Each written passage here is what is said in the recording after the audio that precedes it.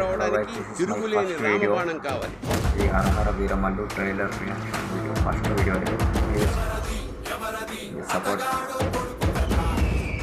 ఇప్పుడు దాకా మేకలను తినే పులిని చూస్తుంటారు. 500 లైక్స్, 1000 వ్యూస్ పులి వేటాడే బెబ్బుల్ని చూస్తారు. Please do subscribe. 500 సబ్స్క్రైబ్స్ కూడా ఈ వీడియో. ఓకే, టార్గెట్ లేకపోతున్నాను, సాయం చేస్తావా? దశమి రోజు పంచమని విడిపించాలన్నమాట.